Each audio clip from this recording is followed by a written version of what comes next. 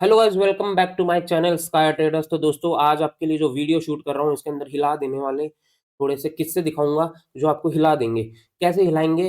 अभी लोगों को लग रहा है गोल्ड बहुत ऊपर जाएगा, 2026 में गोल्ड 5000 जाएगा, 6000 जाएगा। सब बातों में ध्यान मत दीजिए। जो चार्ट्स कहते हैं आप उस पर बिलीव करो। दोस्तों, एक ये जो चार्ट्स मैंने दिखाए हैं आपको दोस्तों, ये है 12 मंथ मानी 1 साल का पूरा चार्ट है। भाई लोग, सिंपल सी बात है। देखो, जब जब प्राइस एक स्ट्रेट फॉरवर्ड पे गई है, डीपर पुल बैक आया है। स्ट्रेट फॉरवर्ड गई है, डीपर पुल बैक आया है। गाइस, नया ऑल टाइम हाई मारा मार्केट ने यहाँ पे। देखो, ठीक है, डीपर पुल बैक चाहिए था, एक स्टिल एक छोटा सा पुल बैक लिया और स्ट्रेट सीधा चला गया। भाई 2023 से मार्केट इतना एक्सट्रीम बाइंग पे चल रहा है। 2023, 2024, 2025। दोस्त, कैन यू इमेजिन कि मार्केट 2026 में भी ऐसे बना देगा क्या? ऐसे बना देगा क्या? ये एक रेयर चांस होता है कि बना दे। ये वाइल्ड मूव्स होते हैं, ठीक है। गाइज, मेरा मानना है कि भाई प्राइस ने क्या किया। प्राइस ने एक ना ऐसे गया, देखो, गया, पुल बैक लिया, स्टिल ये जा रहा है ऊपर। तो मेरा मानना है कि एक एक मंथ तो कम से कम नेगेटिव कैंडल बनाए, फिर उसके ऊपर चले। एक मंथ की बात कर रहा हूँ गाइज, मैं ईयर की बात नहीं कर रहा। मैं एक मंथ की बात कर रहा हूँ, ये ईयरली कैंडल है। मेरा मानना है कि एक मंथ या 2 मंथ ऐसे नेगेटिव कैंडल बनाए, फिर प्राइस ऊपर चले तो बहुत मजा आएगा। विदाउट मतलब उसके विदाउट पुल बैक प्राइस कभी भी पुश नहीं करता है गाइज। कैन यू इमेजिन कि मैं 1 मंथ का लगाता हूँ चार्ट्स, तो देखो आप यहाँ पे कहीं पे भी ऐसे डीपर पुल बैक नहीं हुआ है। तो दोस्तों, मेरा मानना है कि प्राइस आया, पुल बैक कर रहा है। अब यहाँ पे कहीं पे भी पुल बैक नहीं किया। एटलीस्ट मुझे लगता है कि 2026 के अंदर 1 या 2 महीना एक बहुत बड़ा एक्सट्रीम बियरिश कैंडल बन सकते हैं। मुझे ऐसा लगता है। उसके बाद लोगों को डरा देगा और फिर प्राइस ऊपर जाएगा $5000 के आसपास गोल्ड। ठीक है? तो अब हमको उसका वेट करना है कि कब करेंगे, कैसा करेंगे, तो वो तो भाई क्वार्टर फर्स्ट के अंदर ही पता चलेगा मार्केट्स के क्या सिनेरियोज़ हैं यहाँ पे। तो अब ये सब तो बात है कि अभी 1 हफ्ता बचा हुआ है, कैंडल क्लोज़ होगी ईयरली, मंथली, उसके बाद नेक्स्ट कैंडल की ओपनिंग होगी, फिर ये सब पता चलेगा। तो दोस्तों, अब हम इंट्राडे आने वाले वीक के अंदर कैसे ट्रेड कर सकते हैं? क्रिसमस हॉलिडेज़ है, न्यू ईयर की हॉलिडेज है, तो दोस्तों वॉल्यूम तो रहेगा नहीं, प्योरली मैनिपुलेशन रहेगा। मैनिपुलेशन इन द सेंस कि आपका यहाँ पे आपसे सेल करवाया जाएगा बार बार। ठीक है, आप जैसे तीसरी बार सेल करने जाओगे आपको मैनिपुलेट किया जाएगा एकदम बड़ा वाला। अचानक से पंप आएगा, फिर अचानक से डंप भी आएगा। तो उससे बचने का एक फायदा बता रहा हूँ आपको कि कैसे प्लान करना है। दोस्तों, मंथली क्लोजिंग पता चल गई आपको क्या हो रहा है, होने वाली है। ये हमको आने वाले एक वीक में पता चल जाएगी। अब बात आती है वीकली क्लोजिंग की। वीकली क्लोजिंग देखिए, एक्सट्रीम बाइंग कैंडल्स बना रहा है। एक्सट्रीम बाइंग कैंडल्स मतलब मार्केट जाता है, नेगेटिव कैंडल बनाता है, फिर ऊपर चला जाता है, नेगेटिव कैंडल बनाता है, ऊपर चला जाता है। अब बैक टू बैक दो पॉजिटिव कैंडल बनाया है। एक्सट्रीम मतलब यहाँ पे देखिए आप, एक्सट्रीम लेवल की क्या है, लिक्विडिटी बची हुई है। यहाँ पे जो लोग शॉर्ट करके बैठे हुए हैं उनके एसएल्स यहाँ पे पड़े हैं। तो मार्केट आएगा, एक हफ्ता ऐसे ओपन करके निकल जाएगा। अब ये बात पक्की नहीं है कि ये हफ्ते में निकल जाएगा, क्योंकि भाई वॉल्यूम नहीं रहने वाली, बड़े प्लेयर्स ऑफ है। तो उसके वजह से प्योरली मैनिपुलेट हो सकता है। तो हो सकता है कि गोल्ड ऑल टाइम हाई की एक बार लिक्विडिटी लेकिन थोड़ा सा नीचे गिर जाए। तो हमको इंट्राडे ट्रेड्स ही प्लान करने हैं, स्विंग्स नहीं कर सकते, ना पोजिशनल कर सकते।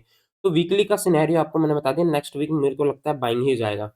Second, daily time frame. Guys, मेरा सबसे फेवरेट पैटर्न है, मैं हजार बार आपको लाइव स्ट्रीम पे भी बता चुका हूँ।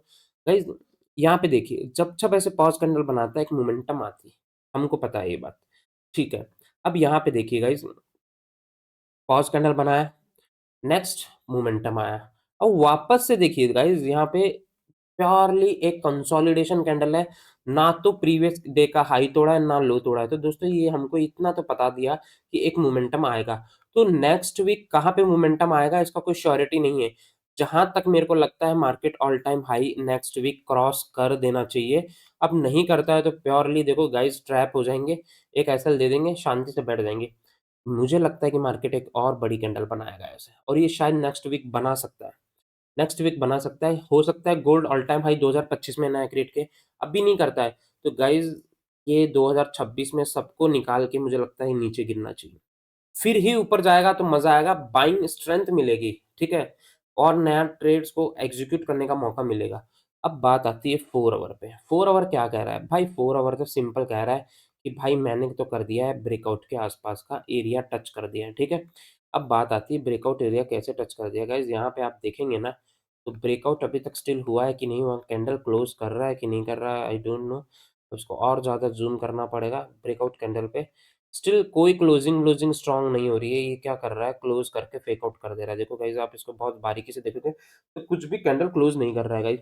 तो अभी हमको वेट करना पड़ेगा। जैसे ही मार्केट इसके ऊपर क्लोज़ कर देगा, डेफ़िनेटली हम एक ब्ला बाय प्लान करेंगे। क्यों? ये प्योरली मैनिपुलेशन कैंडल है, ठीक है? इसको हम इग्नोर करना है हमको। बिल्कुल भी इसको कैंडल को नहीं लेना है। ये प्योरली न्यूज़ बेस्ड और इम्पल्स मूव वाली कैंडल है, तुरंत आके नीचे आ जाती है, तो ये प्योरली मैनिपुलेशन कैंडल होती है। इसको मैं बिल्कुल भी नहीं लूँगा और ना ही सजेस्ट करूँगा। तो जो ब्रेकआउट ट्रेड होगा वो इसके ऊपर होगा। और गाइज़ एक बहुत इंटरेस्टिंग पॉइंट बता रहा हूँ, जितने बड़े टाइम फ्रेम्स यूज़ करोगे, उतनी ज़्यादा प्रोबेबिलिटी आने वाली है आने वाले वीक के अंदर, ठीक है? जो आने वाला वीक है उसमें लो लो वॉल्यूम रहेगा, तो आपको अवॉइड करना है 1 आवर के नीचे भाई एक सिंगल ट्रेड भी प्लान नहीं करने वाला हूँ मैं। क्योंकि मैं ट्राई करूँगा कि ये हफ्ते में सिर्फ 2 या 3 ही ट्रेड प्लान करूँ, लेकिन वो लाजवाब होने चाहिए, जिसमें कॉन्फिडेंस आए, क्वालिटी विथ क्वांटिटी लूँ, ठीक है? तो वो थोड़ा-सा मुझे वेट करना पड़ेगा उसके लिए, तो मैं वेट करना हमेशा पसंद करता हूँ। अब बात आती है कि खुदा ना कि मार्केट गिर जाए, तुक्का, तुक्का लग जाता है एक, गिर जाए, तो हमको क्या प्लान करना है? वेट करना है, लिक्विडिटी लेने दो, फिर आने दो। इसकी भी लिक्विडिटी पड़ी हुई है, यहाँ से बाय उठाएँगे और क्रेज़ी बाय मिलेगी। एक ही ट्रेड प्लान करेंगे लेकिन लाजवाब करेंगे गाइज़, ठीक है? अब बात आती है कि ये लेवल फ़ेल हुआ तो हम नेक्स्ट लेवल कौन-सा रहेगा? गाइज़ ये वाले लेवल्स पड़े हुए हैं, यहाँ पे प्लान करेंगे और यहाँ पे कैसे प्लान करेंगे? गाइज़ इसको आने दो आराम से। इसको आराम से आने दो। जैसे स्ट्रक्चर चेंज करेगा हम डेफ़िनेटली इसी के ऊपर एक प्लान करेंगे और ऑल टाइम हाई के लिए प्लान करेंगे। क्योंकि मैं हमेशा बोलता हूँ कि गाइज़ मुझे ना रुकता हुआ मार्केट बहुत बढ़िया लगता है। रुकता हुआ मतलब एक रेजिस्टेंस एरिया है, ठीक है? घोड़ा भागता हुआ आया, थक गया घोड़ा, ठीक है? घोड़ा थक गया, अब ये यहाँ पे साँस ले रहा है गाइज़, यहाँ पे साँस ले रहा है। जितनी ज़्यादा देर ये यहाँ रुकेगा उतने क्या होंगे, सेलर्स इनवाइट होंगे और जितने ज़्यादा सेलर्स आएँगे उतने ज़्यादा क्या होंगे, यहाँ पे एसएल्स पड़े हुए होंगे। अब एसएल्स देखो गाइज़ 2 तरीके से लगाए जाते हैं। एक जो डबल टॉप के लगे हुए हैं, वो तो ऑलरेडी प्लान है यहाँ पे, उनके एसएल्स तो यहाँ पे पड़े हुए हैं ऐसे। और जो नए सेलर्स आए हैं, उनके एसएल्स यहाँ पे पड़े हैं। सेम सिनेरियो है, ऊपर जैसे ब्रेकआउट करेगा एक इम्पल्स मूव पॉसिबल है। अब बात आती है कि क्या ये इम्पल्स मूव बनेगा, ट्रैप हो सकते हैं, तो गाइज़ एक ट्रेड तो प्लान करनी पड़ेगी क्योंकि वॉल्यूम होगा कि नहीं होगा इसका किसी को भी अंदाज़ा नहीं है क्योंकि वॉल्यूम्स में मार्केट्स तो एकदम डिस्ट्रॉय हो चुके हैं, ऐसे समझ लेना, ठीक है? हो सके तो हायर टाइम फ्रेम्स में प्लान करना, ठीक है? अब सीधा सिनेरियो है कि मैं इसके ऊपर ब्रेकआउट होगा तो प्लान करूँगा, अदरवाइज़ मार्केट यहाँ पे कहीं पे आएगा तो मैं प्लान करूँगा। सिर्फ़ 2 ट्रेड मुझे दिखाई दे रही है, उसके अलावा मुझे कोई ट्रेड नहीं दिखाई दे रही है। बात आती है 1 आवर की। अब मैं 1 आवर पे कहाँ पे ट्रेड प्लान कर सकता हूँ दोस्तों? 1 आवर पे भी सेम सिनेरियो है। बार-बार देखो रेजिस्टेंस फेस कर रहा है मार्केट। मार्केट ने क्या किया, यहाँ पे ऊपर गया, गिर गया, ऊपर गया, गिर गया, ऊपर गया, गिर गया, ऊपर गया, ब्रेकआउट करके फेक आउट करके गिर गया, वापस गया, गिर गया। मल्टीपल टाइम टेस्टेड हो चुका है, तो मैं ट्राई करूँगा 4 आवर की कहीं न कहीं बड़ी कैंडल क्लोज़ हो जाए और मैं एक इम्पल्स मूव ये ट्राई करूँगा। और बात आती है कि एक एरिया तो ये बन गया, अब एक एरिया लिक्विडिटी के बेस पे ये बन रहा है। मार्केट यहाँ से कहीं से गिरता है तो एक ट्राई करूँगा, एक सेलिंग रिटेस्ट पे सेलिंग ट्राई करूँगा, जो कि कुछ ये सिनेरियो है, ये एरिया है, ब्रेकडाउन होने के बाद रिटेस्ट होगा तो मैं सेल करूँगा। अदरवाइज़ मुझे कोई इंटरेस्ट नहीं है मार्केट स्ट्रेट फॉल गिर जाए, मैं वेट करूँगा इस वाले एरिया का।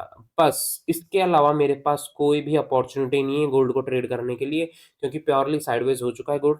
तो waiting is everything for me. अब मैं ट्राई करूँगा नेक्स्ट कुछ पेयर्स के अंदर कि मार्केट और किसमें ट्रेड दे रहा है।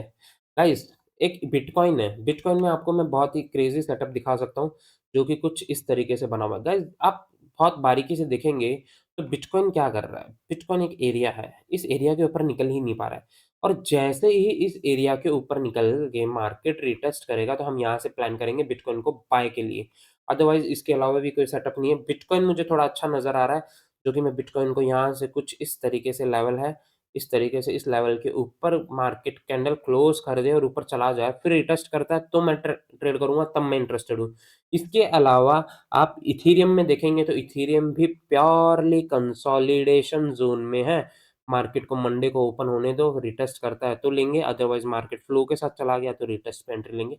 जितने भी टाइम फ्रेम्स बता रहा हूँ वो सिर्फ़ और सिर्फ़ 4 आवर्स के हैं भाई। इसके नीचे मैं नहीं देख रहा हूँ क्योंकि ये हफ़्ता आपको एडजस्ट करना पड़ेगा। बाय द वे आप ट्रेड्स को अवॉइड करो, वो ज़्यादा बेटर है, ठीक है?